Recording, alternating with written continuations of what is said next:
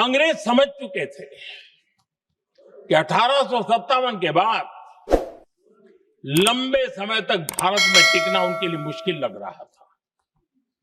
और जिस प्रकार से वो अपने सपने लेकर के आए थे, तब उनको लगा कि जब तक भारत को बांटेंगे नहीं, जब तक भारत को टुकड़ों में नहीं बांटेंगे, भारत में ही लोगों को एक दूसरे से लड़ाएंगे नहीं, तब तक यहां राज करना मुश्किल है। और अंग्रेजों ने बांटो और राज करो इस रास्ते को चुना और उन्होंने बंगाल को इसकी प्रयोगशाला बनाया, क्योंकि अंग्रेज भी जानते थे वो एक वक्त था जब बंगाल का बौद्धिक सामर्थ्य देश को दिशा देता था, देश को ताकत देता था, देश को प्रेरणा देता था। और इसलिए अंग्रेज भी चाहते थे कि बंगाल का ये जो सामर्थ्य है वो पूरे देश की शक्ति का एक प्रकार से केंद्र बिंदु है। और इसलिए अंग्रेजों ने सबसे पहले बंगाल के टुकड़े करने की दिशा में काम किया। और अंग्रेजों का मानना था कि एक बार बंगाल टूट गया तो ये देश भी टूट जाएगा और वो यावत चंद्र दिवाकरो राज करते रहेंगे, ये इनकी सोच थी। 1905 में अंग्रेजों ने बंगाल का विभाजन किया, लेकिन जब अंग्रेजों ने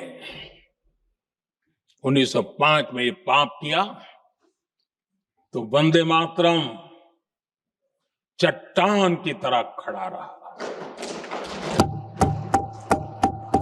बंगाल की एकता के लिए वंदे मातरम गली गली का नाद बन गया था और वही नारा प्रेरणा देता था।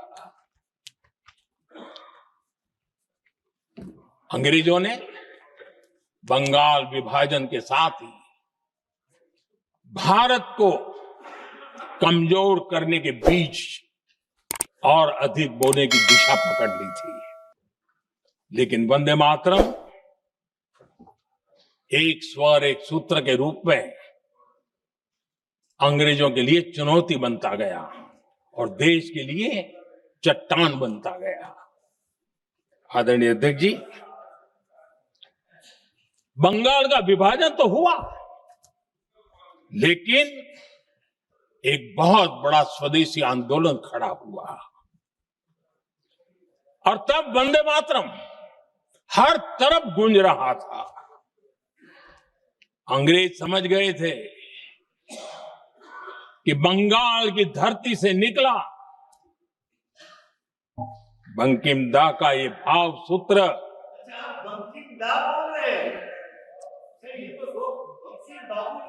बंकिम बाबू बोले, अच्छा thank you thank you thank you thank you thank you, आपकी भावनाओं के लिए मैं आदर करता हूं। बंकिम बाबू ने थैंक यू दादा, थैंक यू। हाँ,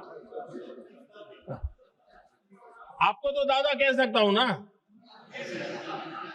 वरना उसमें भी आपको इतराज हो जाएगा। बंकिम बाबू ने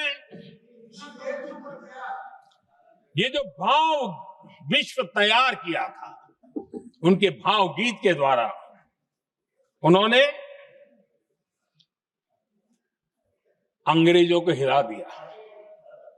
और अंग्रेजों ने देखिए कितनी कमजोरी होगी और इस गीत की ताकत कितनी होगी, अंग्रेजों ने उसको कानूनी रूप से प्रतिबंध लगाने के लिए मजबूर होना पड़ा था। गाने पर सजा, छापने पर सजा, इतना ही नहीं वंदे मातरम शब्द बोलने पर भी सजा। इतने कठोर कानून लागू कर दिए गए थे। हमारे देश की आजादी के आंदोलन में सैकड़ों महिलाओं ने नेतृत्व किया, लक्षावधि महिलाओं ने योगदान दिया। एक घटना का मैं जिक्र करना चाहता हूं। 22 साल में वंदे मातरम गाने पर सर्वाधिक जुल्म हुए थे। वो 22 साल आज भारत का हिस्सा नहीं रहा है, और उस समय 22 साल की हमारी माताएं, बहनें, बच्चे मैदान में उतरी थी वंदे मातरम के स्वाभिमान के लिए।